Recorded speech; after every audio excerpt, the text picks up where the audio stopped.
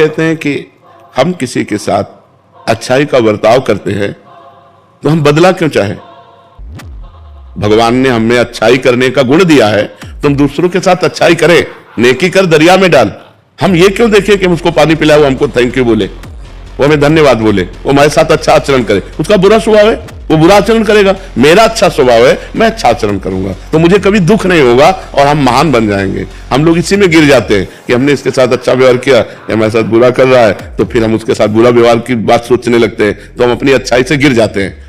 सोचते हैं भगवान तुम्हें देख लेंगे, इतना तो आ ही जाता है ना दिमाग में। अब हम गिर गए अपनी अच्छाई से। अच्छाई तो अच्छाई ही रहनी चाहिए, अच्छाई में बुरा। एक बार एक काशी में गंगा जी में बिच्छू बहती जा रही थी, तो एक अच्छाई करने वाले ने उठाया, बिच्छू ने डंक मारा, वैसे फिर उठाया, फिर मारा। तो एक आदमी ने कहा पागल हो क्या, वो बार बार मार रहा है डंक और आप उठा रहे हो? बोले ये उसका स्वभाव है, बिच्छू का स्वभाव है डंक मारना, और मेरा स्वभाव इसे बचाना, मैं इसे बचाऊंगा। और बाहर एक बात कर दिया।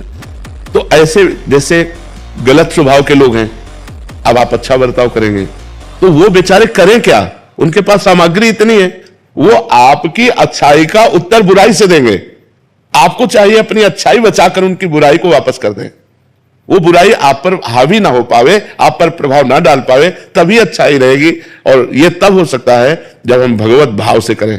इनमें भगवान विराजमान है, तो हम इनसे बदला नहीं चाहेंगे, भगवान हमको देंगे। हमारी अच्छाई का फल हमें भगवान देंगे। ये क्या दे सकते हैं? ये बुराई ही दे सकते हैं। इस तो हम प्रसन्न रहेंगे।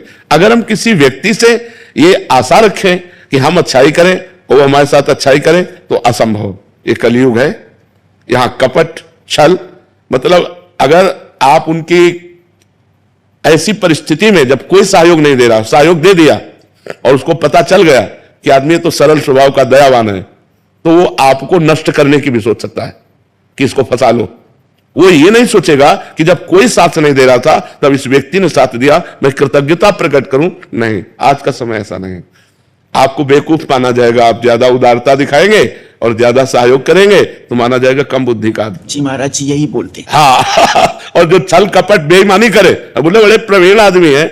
आज सम्मान किनका होता है? दंभी, पाखंडी, छल कपट का। और सत्य से चलोगे तो बुद्धू कहे जाओगे। दूसरे को जरूरत पड़ी अपनी जेब से निकाल के दे दिया, दूसरा भूखा है अपना भोजन दे। इसको भगवान आदर देते हैं। तो हम जब जिसको भगवान आदर देते हैं उसका कोई अनादर नहीं कर सकता, वो आगे चलकर प्रकाशित हो जाएगा। इसलिए आप भगवान से जुड़ो, इंसान की सेवा करो भगवत भाव से, बदले में उससे मत चाहो, तो आपकी अच्छाई आपको भगवान तक पहुंचा देगी।